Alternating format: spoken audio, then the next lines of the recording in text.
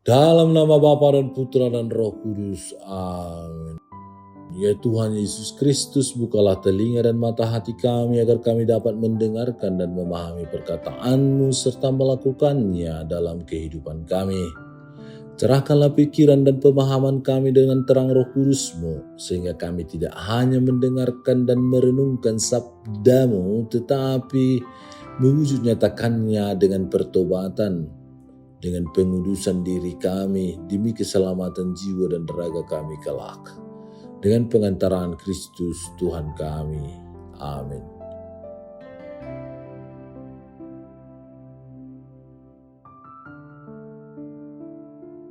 Tuhan bersamamu dan bersama rohmu. Inilah Injil suci menurut Yohanes, dimuliakanlah Tuhan.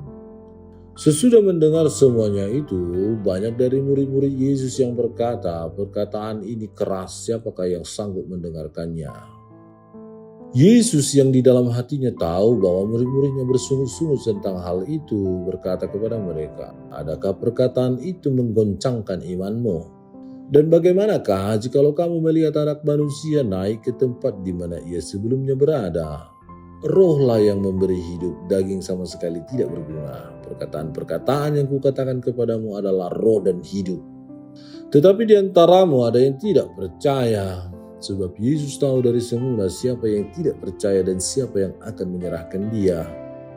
Lalu ia berkata, sebab itu telah kukatakan kepadamu, tidak ada seorang pun dapat datang kepadaku kalau Bapa tidak mengaruniakannya kepadanya. Mulai dari waktu itu banyak murid-muridnya mengundurkan diri dan tidak lagi mengikuti dia. Maka kata Yesus kepada ke-12 muridnya, apakah kamu tidak mau pergi juga? Jawab Simon Petrus kepadanya, Tuhan, kepada siapakah kami akan pergi? Perkataanmu adalah perkataan hidup yang kekal. Dan kami telah percaya dan tahu bahwa Engkau adalah yang kudus dari Allah. Demikianlah sabda Tuhan. Terpujilah Kristus. Saudara-saudari yang terkasih dalam Kristus Yesus, tahukah Anda bahwa Yesus kerap mengajak para muridnya untuk singgah ke tempat-tempat yang tinggi? Diceritakan Yesus pernah ke Gunung Tabor, bukit di mana Yesus mengajar sabda bahagia, bukit di mana Yesus berdoa semalam suntuk. Membicarakan mengenai gunung, ada satu ilustrasi cerita yang dapat mengantar kita pada permenungan bacaan Injil hari ini. Dalam ceritanya terdapat sekelompok pemuda yang hendak mendaki sebuah gunung yang tinggi dan terkenal akan panoramanya dari puncak yang menawan mata. Di muka gerbang pendakian, semua orang optimis bahwa diri mereka masing-masing akan berhasil mencapai puncak gunung tersebut. Memasuki area lereng, mereka dihadapkan pada jalur pendakian yang licin karena kabut sering membalut area tersebut. Mereka pun mulai merasakan suhu dingin di jaket tebal yang mereka kenakan, dan di situ mereka mulai menggerutu serta menyinggung inisiator dari kegiatan mendaki gunung itu. Akhirnya sampailah mereka di campground untuk beristirahat karena hari sudah larut malam dan esok dini hari harus melanjutkan perjalanan menuju puncak gunung. Hanya berselang 3 jam saja setelah mereka memejamkan mata untuk tidur, pukul 4 pagi mereka mesti melanjutkan perjalanan pendakian mereka menuju puncak. Beberapa dari mereka ada yang memutuskan untuk tinggal tetap di tenda karena pagi itu teramat dingin. Dan juga ada dari mereka melanjutkan perjalanan terpaksa balik ke tenda karena beberapa dari mereka merasa tidak sanggup lagi mendaki trek yang licin dan semakin terjal dengan dinginnya hawa di atas gunung tersebut. Akhirnya hanya ada 9 orang saja yang dapat menikmati keindahan panorama dari puncak gunung tersebut. Mereka sangat bersyukur pada Yang Maha Kuasa dan sangat merasa kecil dibanding ciptaan lainnya. Sekembalinya ke tempat camping, banyak dari mereka yang tidak mencapai puncak pada menyesal mendengar cerita ke-9 teman mereka tadi. Dalam bacaan Injil yang kita dengar pada hari ini dikisahkan bahwa banyak dari murid-murid Yesus yang mengundurkan diri menjadi murid Yesus karena ajaran yang diberi oleh Yesus terkesan sulit dan tidak mungkin untuk mereka percayai.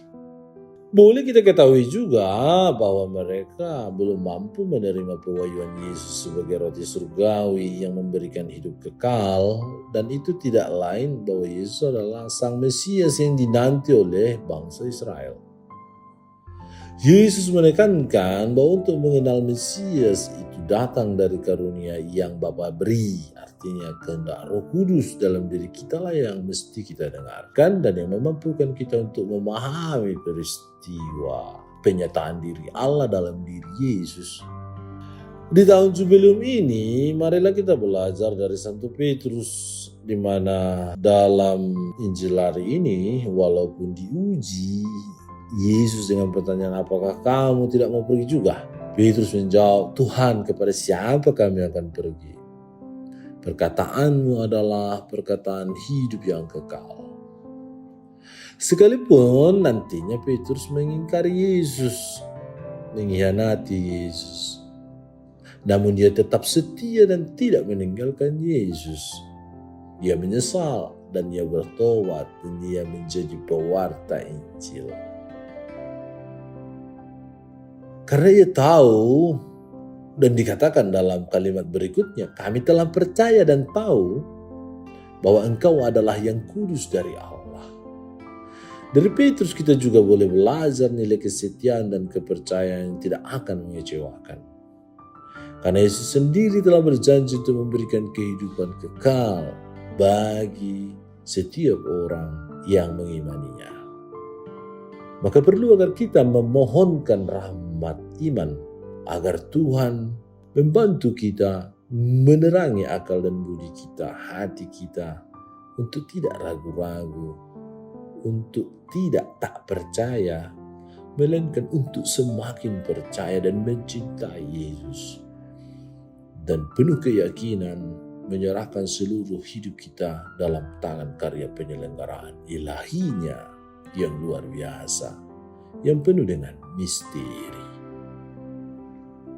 Semoga kita tidak pergi meninggalkan Yesus karena tawaran-tawaran, karena kebimbangan-kebingungan, kenikmatan-kenikmatan duniawi yang terbentang di depan mata kita, melainkan kita mampu mengakui Yesus adalah Tuhan kita, penyelamat dan penebus kita, yang telah bangkit dan menang, yang telah memberikan hidupnya untuk kita supaya kita memperoleh hidup itu sendiri dan memberi hidup kita untuk hidup orang lain. Ya Allah Bapa yang Maha Baik, kami bersyukur bahwa Engkau telah mengizinkan kami untuk menaruh harapan pada Putra-Mu Yesus Kristus. Ia telah berjanji memberikan kepada kami hidup yang kekal. Kami mohon agar Engkau berkenan menguatkan dan meneguhkan, membimbing dan menuntun kami untuk semakin mencintai Putra-Mu dalam hidup kami. Dengan pengantaran Kristus, Tuhan dan penebus kami. Amin.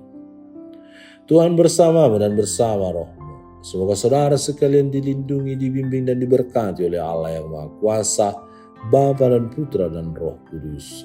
Amin.